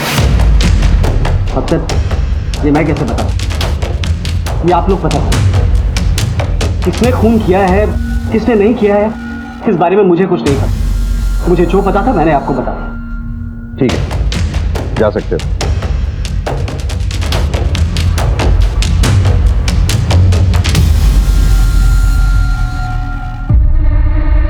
पापा चाय। अरे अपने चाचा को भी देखा रहा, थाने से आया वो। जी। पुलिस वाले भी ना दिमाग खराब करते थे बंदे का। हम तो सिर्फ अपनी ड्यूटी करते हैं। सर आप लोग बताइए सर। यादव लेकर चलो। एक मिनट सर, बात क्या है? कुछ नहीं, थाने चलकर पूछताछ करनी है। चलिए। लेकिन क्यों लेके जाएंगे आप पापा को? 1-2 दिन रिमांड पे रखेंगे, कुछ पूछताछ करनी है। रिमांड पे? लेकिन रिमांड पे क्यों? पापा ने कुछ नहीं किया है, पापा कहीं नहीं जाएंगे। तुम्हारे पापा शराफत से जाएंगे तो अच्छा है, नहीं तो जबरदस्ती ले जाना पड़ेगा। यादव लेकर सुनिए तो, जरूर आपको किसी ने कुछ झूठ बोला होगा, इन्होंने कुछ नहीं किया है। अरे ऐसे कैसे ले जा सकते हो? सुनिए तो, वकील को बोल के बेल करवा, कुछ नहीं होगा, टेंशन मत लो। अरे आप ऐसे सुन, कुछ करो। सुन, वकील को फोन लगाओ। उनको हथकड़ी लगी जाती तो ज्यादा अच्छा होता। जमीन जमीन जमीन जमीन और भागो जमीन के पीछे। अरे मैं ठीक कह रहा हूँ, अब लेगा ही ना पुलिस पकड़ के, अब ना आने वाले के बाहर। और भगवान करे बाहर आए ही ना। अरे तुम कहाँ जा रहे हो? आज यहीं सो जाओ। अब इतने सालों से भाई के साथ हॉल में सोने की आदत है, हमें एक रात में तो नहीं छूटेगी। रहोगे भाई के गुलामी। अरे चल जा, सो जा।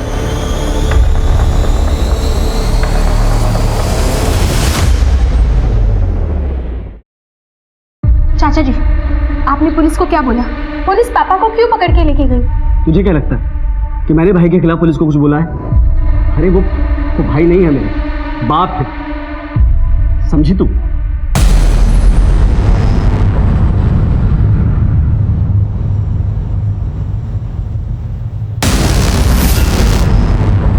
तो देखती जा, फांसी तो लगेगी तेरे बाप को। बढ़िया ही बाप की हिम्मत थी। अभी तो इस परिवार पे महज परेशानियों की शुरुआत भर थी। आगे चल के एक बड़ा खतरा इस परिवार को अपना निशाना बनाने वाला था। सीधा साधा दिखने वाला ये केस चक्रव्यूह में बदलने वाला था। सर, स्केच बनकर तैयार हो गया और सीसीटीवी फुटेज भी मिल गया। लगाओ।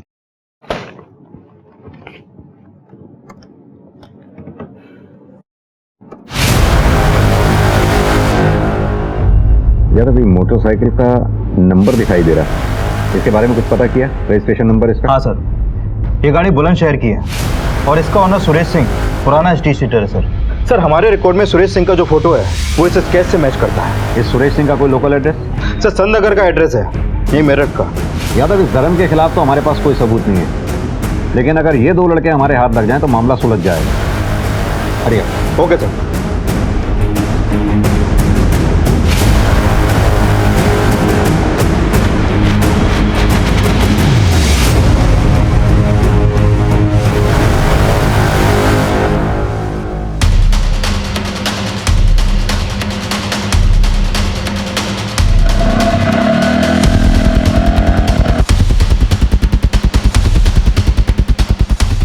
क्या हुआ भाई जल्दी चल, पुलिस ढूंढ रही है हमें। बैठ बैठ बैठ बैठ।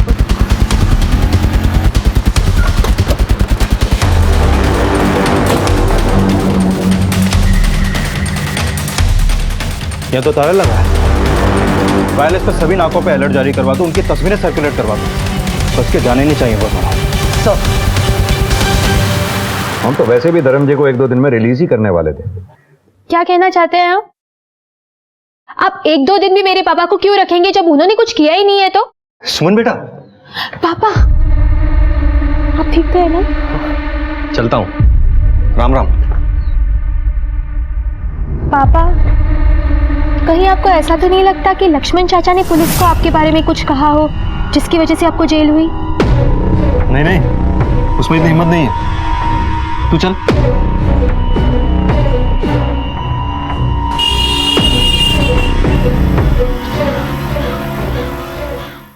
ताऊजी। अरे सनी बेटा, कहाँ चले गए थे आप? एक दिन में ताऊ जी के बिना जी उचड़ गया तेरा।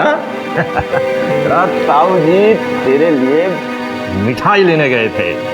ये ले, ये मिठाई खा ले और जा खेल। जेठ जी पानी। लक्ष्मण कहाँ है? वो दुकान पर हैं।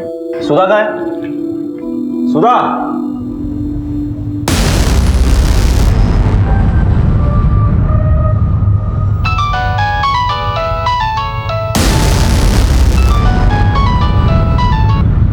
हेलो हेलो, आपको पता है जेठ जी घर पे आ गए, बेल हो गई उनकी। क्या?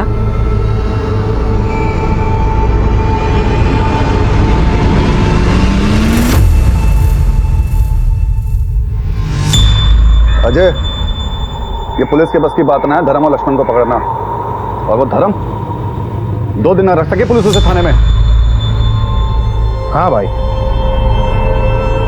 उसकी बेटी सुमन ने उसकी बेल करवा ली। और वो लक्ष्मण सो रहा होगा चादर तान के। आप टेंशन ना लो भाई साहब, वो सोएंगे तो जरूर, लेकिन सोते ही रह जाएंगे। अजय, जो कुछ भी करना है हमें थोड़ा जल्दी करना होगा।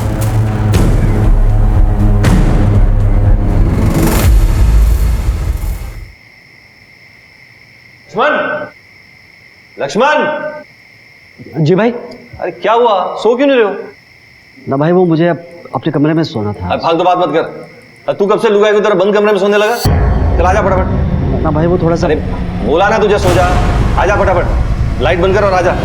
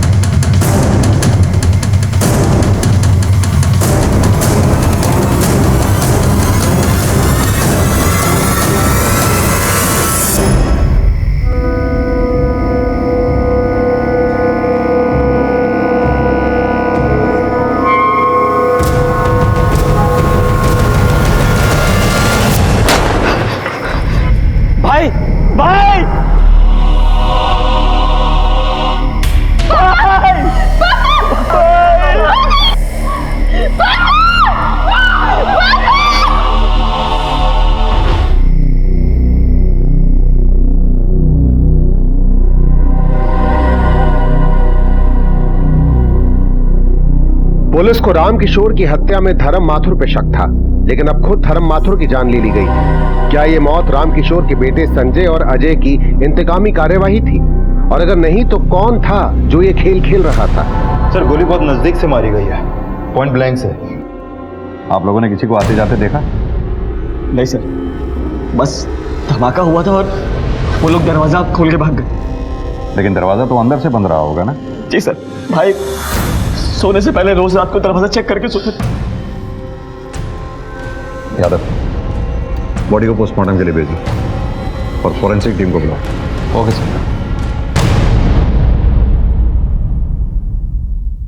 सर मैंने धमाका सुना, खिड़की के बाहर देखा, 2 लड़के बाइक पे भाग रहे थे। सर मैंने बताया तो, मैंने धमाके की आवाज सुनी, उठा देखा तो वहां कोई नहीं था। दरवाजा किसी ने तो खोला होगा, अपने आप तो खुल नहीं सकता। और आप तो अपने भाई के बगल में ही सो रहे थे, तो फिर तुम्हारे भाई को कोई बाहर से आकर मार गया और तुम सोते रह गए। आप क्या कहना चाहते हैं कि दरवाजा खोलकर मैंने उन लोगों को अंदर घुसाया? हम कहाँ कुछ कह रहे हैं, ये तो तुम ही कह रहे हो। सर असल बात यह है कि हमारे चचेरे भाइयों ने हमें फंसाया है, और ये जो भाई को मारा है ना, उन्हीं लोगों ने मारा है सर। वहां भी पूछताछ होगी, फिलहाल तुम्हें थाने चलना होगा। सर मैं थाने क्यों जाऊंगा सर? वो तो वहीं चल के बताएंगे। दौलतराम सर मेरे भाई की मौत हुई है सर, मैं करूंगा क्या? सर यादव, पहले राम किशोर की हत्या हुई और अब धर्मपाल की। पहले उस फैमिली का मुखिया मरा और अब इस फैमिली का। मामला कुछ तय नहीं लग रहा।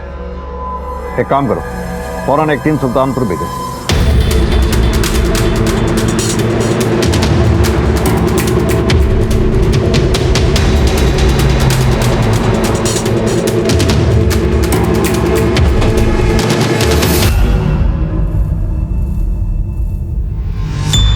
क्या धर्म का खून हो गया?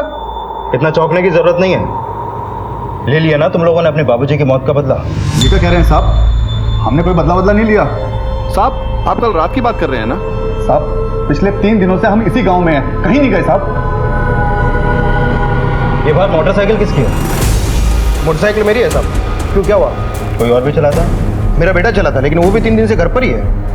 यहाँ से मेरठ सिर्फ 40 किलोमीटर दूर है, आने जाने में टाइम नहीं लगता।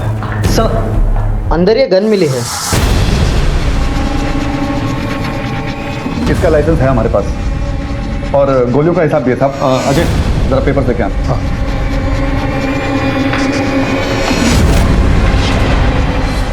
हाँ, ये देखिए साहब।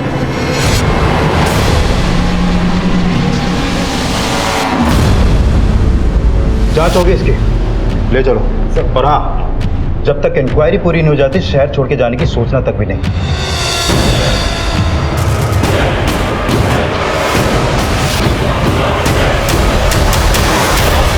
सर, ये धर्म की पोस्टमार्टम रिपोर्ट। इस रिपोर्ट के मुताबिक धर्म पर गोली 2 फीट की दूरी से चली। छोटे बोर का हथियार था सर, जिससे गोली चली। यादव, ये केस मुझे कुछ जमीन की लड़ाई से आगे का नजर आ रहा है। मतलब सर? मतलब ये कि इस केस में धर्म के ही किसी घर के सदस्य का हाथ है, जिसने चिटकनी अंदर से खुली छोड़ी और हथियारे अंदर दाखिल हुए।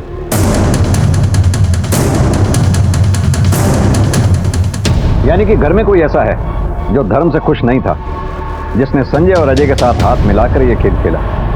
सर ऐसा भी तो हो सकता है कि कोई बाहर वाला पड़ा हो इन दोनों परिवारों के पीछे। लेकिन इसका कोई क्लू नहीं है यादव हमारे पास। हाँ, शक सभी पे। एक काम करो, अजय और संजय दोनों की एलिबाइज क्रॉस चेक करो, दोनों के मोबाइल डिटेल्स चेक करो। उधर धर्म के घर वालों के सभी के मोबाइल डिटेल्स चेक करो। इन दोनों केसेस में अगर किसी बाहर वाले का हाथ है तो उसने इनमें से किसी न किसी से फोन पर कांटेक्ट जरूर किया होगा। Okay sir.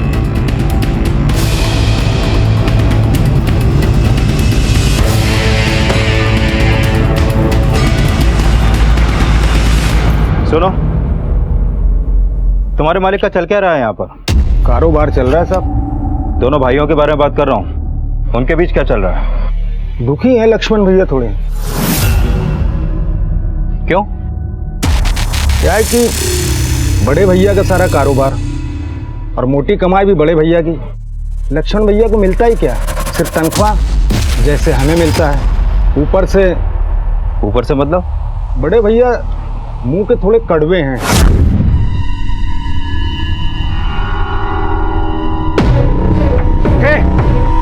लक्ष्मण, लक्ष्मण, क्या हो भैया? क्या हो भाई? क्या ये सब? किसने फैला ये सब? काम चोर हो गया सबके सब। मुफ्त की रोटियां तोड़ने की आदत हो गई है तुम लोगों को। भैया उनकी कोई गलती नहीं है, दरअसल ये लेबरों ने फैला दिया है, मैं भी साफ करा देता हूँ। कुछ बोलना मत, जबड़ा तोड़ दूंगा तेरा। चोर की गवाही चोर देगा। भाई चोर तो मत बोलो। एक चमाट लगाओ ना, गाल लाल कर दूंगा तेरा। भाग यहाँ से जल्दी, साफ करवाइए। वैसे तो लक्ष्मण भैया भी कामचोर हैं, लेकिन बड़े भैया अपना काम निकालने के लिए या उनसे निकलवाने के लिए कभी कभी ऊंची आवाज में बोल जाते हैं।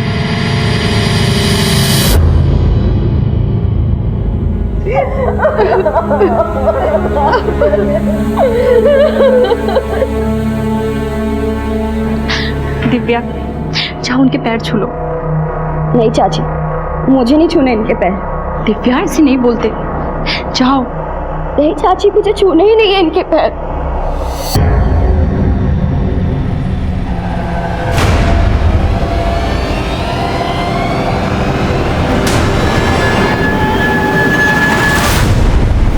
साहब ये जो हुआ ना बहुत बुरा हुआ।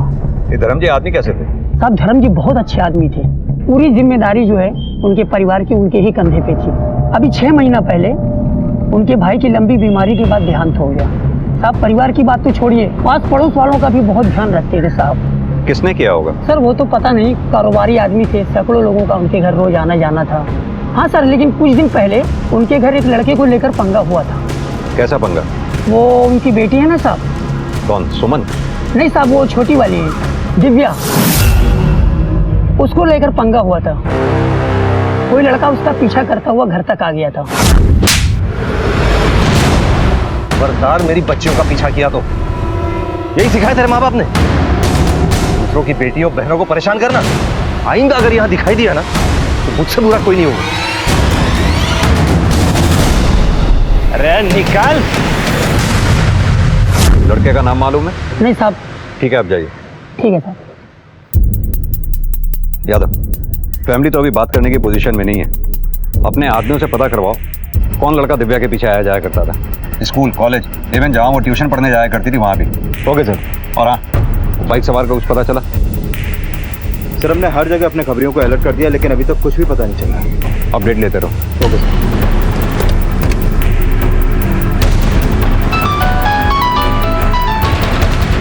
हाँ बोल माधव।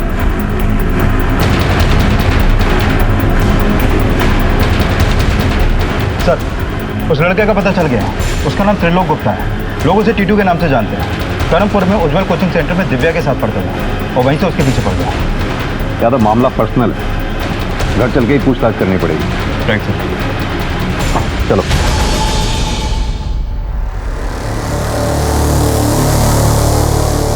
एक बात बताओ, तुम्हारी बहन दिव्या ने अपने पापा के पैर छूने से मना क्यों कर दिया?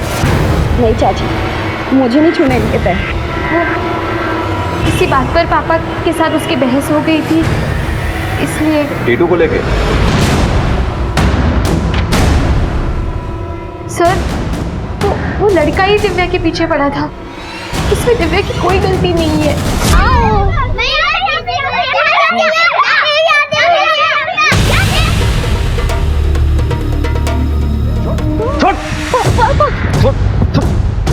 फिर आ गया तू? कौन है तू? जी टिट्टू। टिट्टू नाम है हमारा। दिव्या से प्यार करते हैं, शादी करना चाहते हैं।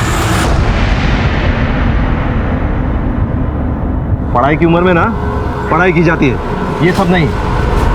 सच बता रहा हूं, आइंदा अगर इधर दिखाई भी दिया तेरे हाथ पे टुलवा के घर भिजवा दूंगा। तो निकल। अरे आप मेरी बात तो सुनो पापा जी। पापा जी, हम दिव्या से प्यार करते हैं, शादी करना चाहते हैं।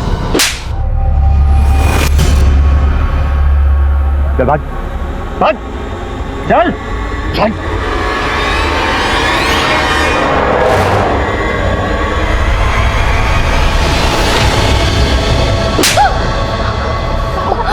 बस, बस।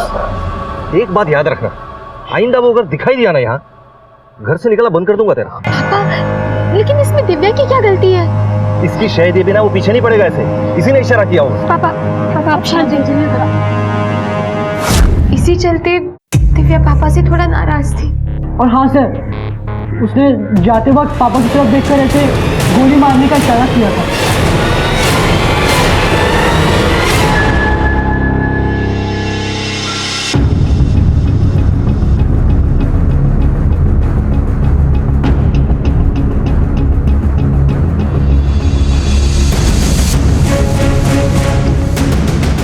हाँ यादव बोलो। सर मैंने कानपुर में टीटू के घर पे फोन किया था।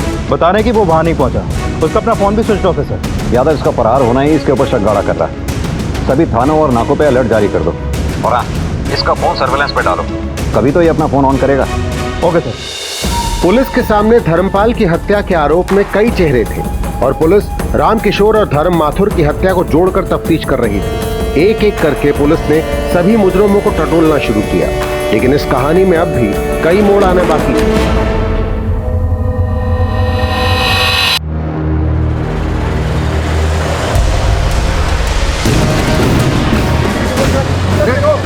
अरे मैडम कर रहा, अरे मैडम कर रहा।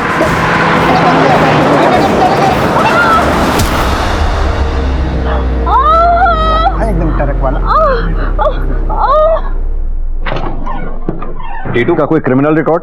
नहीं सर, इसका कोई भी पुराना क्रिमिनल रिकॉर्ड नहीं मिला है, लेकिन फोटो से तो लोफर टाइप लगता है सर। इसके बारे में और कोई इन्फॉर्मेशन? हाँ सर, इसका बाप कानपुर में एक फैक्ट्री में मैनेजर है। यादव हो सकता है ये अपने शौक पूरे करने के लिए छोटे मोटे अपराध करता हो। अगर इसका हाथ धर्म की हत्या में है तो हो सकता है इसे किसी ने सुपारी दी होगी। सर मुझे तो लग रहा है कि इसने धर्म से अपनी बेइज्जती का बदला लिया होगा। ये भी हो सकता है, लेकिन जिस तरह से दो लोग बाइक पे आए, धर्म के घर में खुले दरवाजे से अंदर घुसे और हत्या करके चले गए, मामला तो सुपारी का ही लगता है। ये रामकिशोर की हत्या भी अभी तक हमारे लिए पहेली ही बनी हुई। सर खबर मिली है कि धर्म के फैमिली में शिखा पे जानलेवा हमला हुआ है। एक गाड़ी ने उन्हें कुचलने की कोशिश की, लेकिन वो बाल बाल बच गए। यादव ये मामला तो किसी और दिशा में ही जा रहा है। संजय और अजय का धर्म से दुश्मनी होना बात समझ में आती है, क्योंकि संजय और अजय को यह लगता है कि धर्म ने ही उनके बाप को मरवाया, लेकिन धर्म के भाई करम जो 6 महीने पहले गुजर गया, उसकी विधवा पत्नी के ऊपर हुए हमले के पीछे क्या कारण हो सकता है? सर इस केस में घर का दरवाजा अंदर से खुले रहने की बात बड़े ताज्जुब की है। होना हो इस कांड में घर का कोई तो शामिल है सर, लेकिन कौन अभी तक इसका हमारे पास कोई क्लू नहीं है। यादव एक काम करो, ये लक्ष्मण के रिमांड बढ़वाओ। अगर उसका धर्म की हत्या में हाथ है तो उससे सच उगलवाना ही होगा। धर्म के घर वालों के भेद भी जानने होंगे, पता करना होगा कि उनके घर में ऐसा कौन है जो धर्म से इस हद तक नफरत करता है कि उसकी हत्या करवा सके, और शिखा से भी। एक काम करते हैं, बच्चों से मिलते हैं, शायद उनसे कुछ हाथ लगे। Right sir.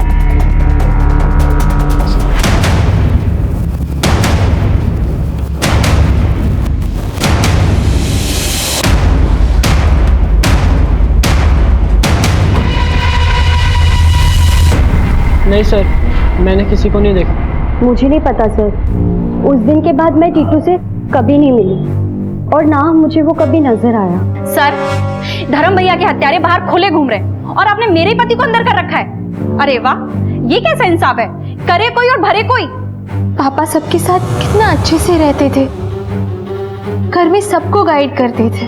पापा को मारने का किसी के पास क्या कारण हो सकता है?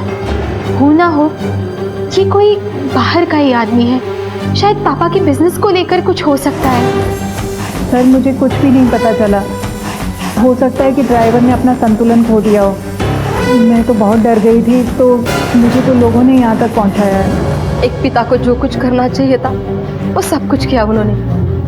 एक परिवार का मुखिया होने के नाते अपना कर्तव्य बखूबी निभाया। कभी भी हमें किसी चीज की कमी महसूस नहीं होने दी। सर यहाँ तो सब राजी खुशी दिख रहे हैं। यादव, जहाँ सब राजी खुशी होता है वहीं कुछ गड़बड़ होती है। पर सर यहाँ बच्चों से पूछताछ करने के बाद भी कुछ खास मिला नहीं। ये ऐसे नहीं बताएंगे। हमें कोई ऐसा आदमी चाहिए जो घर के भेद भी जानता हो लेकिन घर का ना हो। मतलब ये कि इनके मार्बल वाली दुकान पर दोबारा से जाकर पूछताछ करो, अड़ोस पड़ोस में भी अच्छी तरह से पूछताछ करो, शायद कुछ पता चले। Okay sir.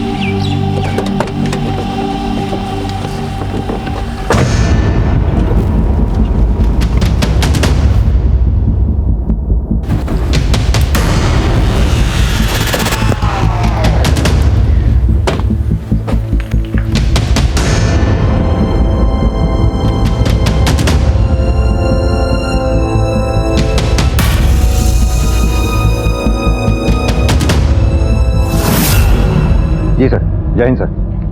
सर, ये धर्म के घर वालों के कॉल रिकॉर्ड, ये लक्ष्मण का रिकॉर्ड, ये तुलिका का, ये सुधा का, सुमन, दिव्या और ये शिखा।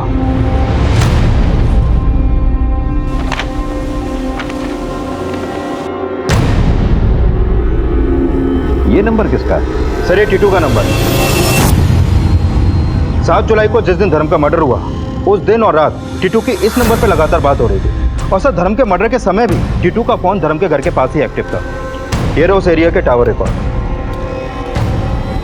घर के किसी नंबर से संजय और अजय को भी कॉल किए गए? नहीं सर। यानी कि हत्या वाले रोज टीटू ने रात 2 बजे इस नंबर पे बात की थी।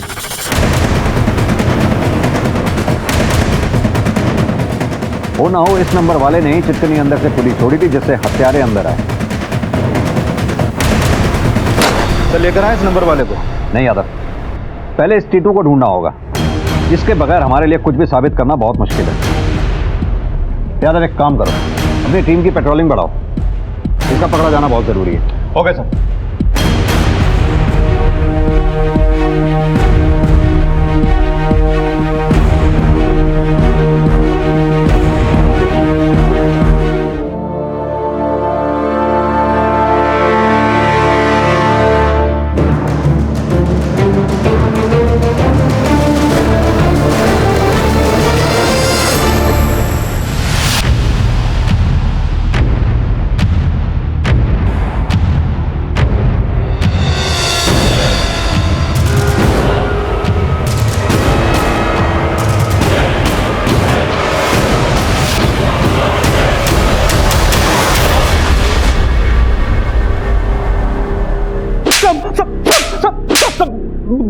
बताता हूँ सर, बताता हूँ। यादव, चल बोल। सुपारी मिली थी मुझे मारने के लिए, 2 लोगों को। किसने दी थी सुपारी? किसने दी थी? साहब, वो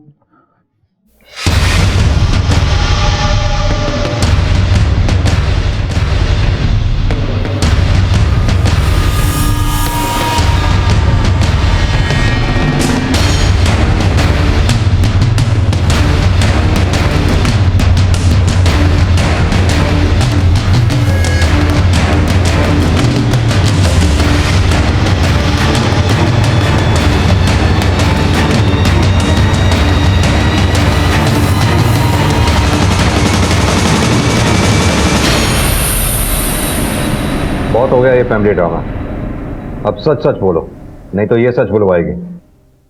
अपने ही बाप को क्यों मारा तुमने? बाप? बाप नहीं, कसाई था वो, कसाई। करम चाचा की बड़ी लंबी बीमारी के बाद मौत हो गई, तो पापा को शिका चाची और उनके बच्चों की बड़ी फिक्र होने लगी। लेकिन उनकी फिक्र कुछ जरूरत से ज्यादा ही बढ़ गई थी।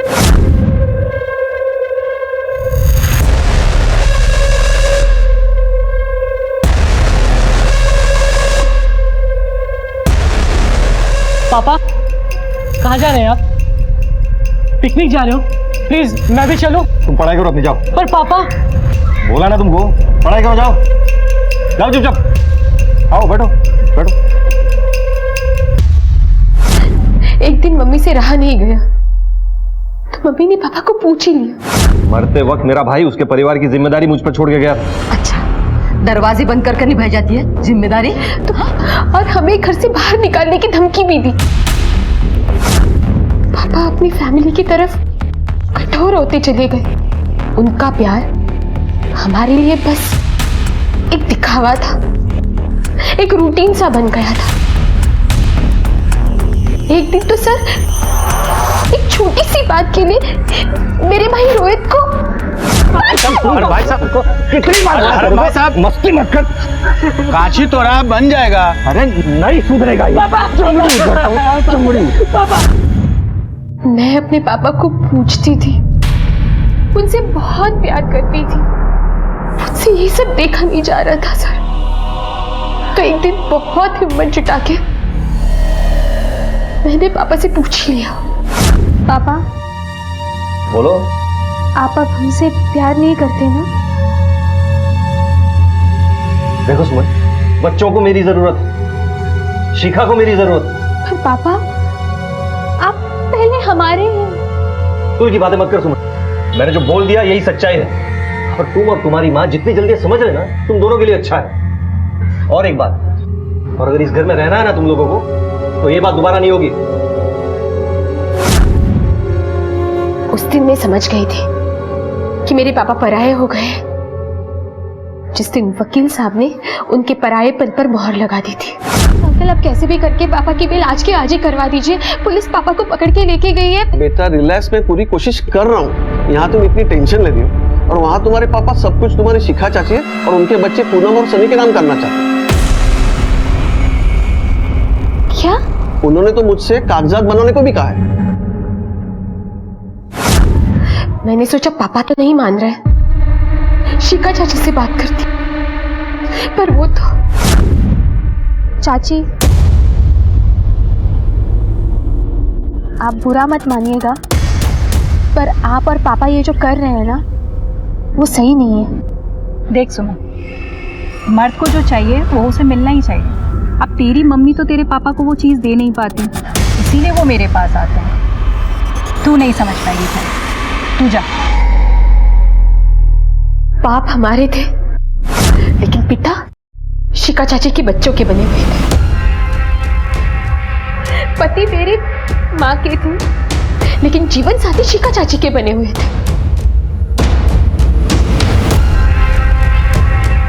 इतना तो ठीक था, पर पापा घर का घर और सारी प्रॉपर्टी उनके नाम करने वाले थे। ये मैं बर्दाश्त नहीं कर पाई। मुझे किसी भी तरह पापा को रोकना था। टीटू दिव्या के पीछे पड़ा था और मुझे मालूम था वो दिव्या को पाने के लिए कुछ भी कर सकता है। वो गायब था, तो मैंने एक सोशल साइट से ढूंढ के उसे कांटेक्ट किया। एक नहीं, दो को ऊपर पहुंचाना है। 6 लाख अभी, 6 लाख काम हो जाने के बाद। बीएससी पास कर ले, दिव्या से शादी करा देंगे।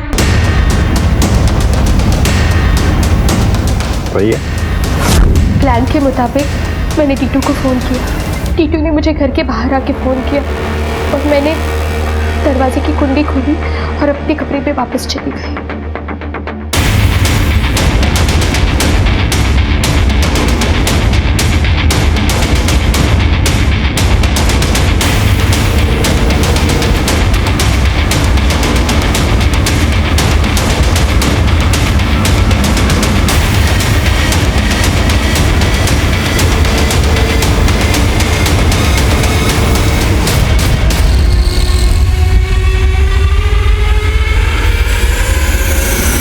हमारी चाची शिखा पे भी हमला तुम ही ने करवाया था ना? हाँ, लेकिन किस्मत से बच गई वो।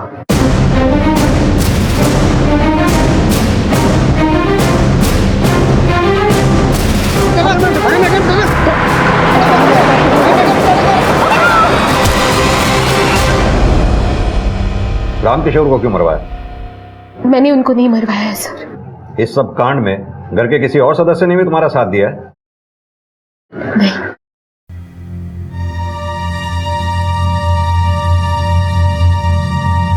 पुलिस ने पूरी मेहनत से उन बाइक सवारों को भी पकड़ लिया जो रामकिशोर की मौत का कारण बने थे। वो मामला रोड रेज का ही साबित हुआ। सुमन को लगने लगा था कि उसके पिता धर्म माथुर अपने परिवार को उनके अधिकारों से वंचित कर रहे हैं। उनके हिस्से का प्यार वो दूसरों पे लुटा रहे हैं। जब सुमन को ये यकीन हो गया कि अब हालात बेहतर नहीं हो सकते, तो उसने ये तीव्र कदम उठाया। इसलिए रिश्तों का मान सम्मान बहुत जरूरी है। रिश्ते की गरिमा बनाए रखना भी जरूरी है। क्राइम पेट्रोल्स के और भी दिलचस्प कहानी देखने के लिए हमारे चैनल को सब्सक्राइब करें और बेल आइकॉन दबाना न भूलें।